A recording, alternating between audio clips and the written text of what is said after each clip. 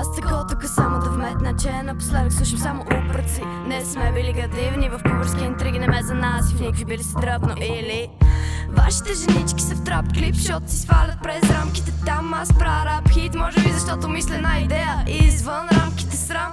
Е та киселина в носната ти кухина като вълна. Имам прилив на агресия, но не пасивна в пасивната си вина. Съм активна и набирам инерция.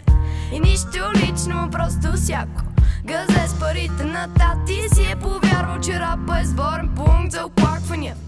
И не искам да говоря простовато, просто за да ме разбират примати. Но не очаквайте по никакъв начин да ви се вписвам в очакванията. Дружба не е Бруклин и Блек Рам, а не Хенеси. Пич, сери си, не семе си, правя го за себе си. Нямам нужда от излишни любезности.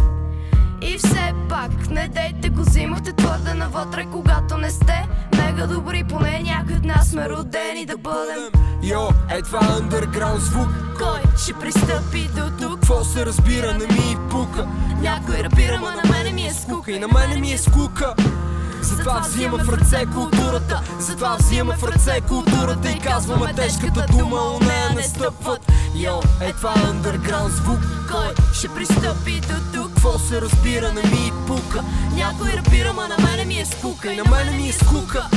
Затова взимаме в ръце културата. Затова взимаме в ръце културата и казваме тежката дума, у нея не стъпват. Животът ми бъркотия, влизам с предпоставката, че съм рапър. Как тогава да не разчитам на мен самия? Нещата да се наредят, колко път съм изминал да стигна до тука. Някои всяка критика подминаха. БГ рапърите са филмирани, да, именно за това кариерата има отишла на кино. Стой над не мога да спре, бам ги поти надпад, докато оставам отпечатък, но осъзнава, че всеки недостатък отбелязан за гаврата. Подчертам колко са ни под нивата. Си пиша текстчета ли копале?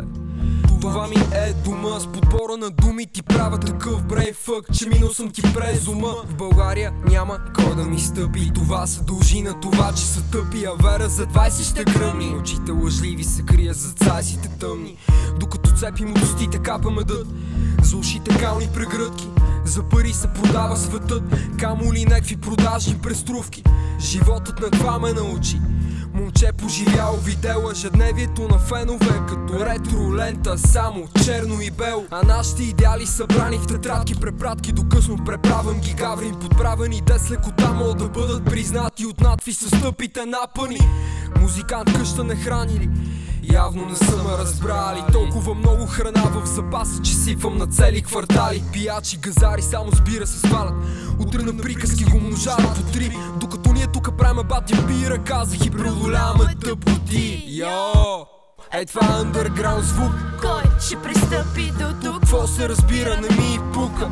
Някой рапира, ма на мене ми е скука. И на мене ми е скука. Затова взимаме в ръце културата. Затова взимаме в ръце културата и казваме тежката дума, у нея не стъпват. Йо, е това андерграунд звук. Кой ще пристъпи до тук? Какво се разбира, не ми и пука. Някой рапира, ма на мене ми е скука. И на мене ми е скука. Затова взимаме в ръце културата. Затова взимаме в ръце културата и казваме тежката дума, у нея не стъпват.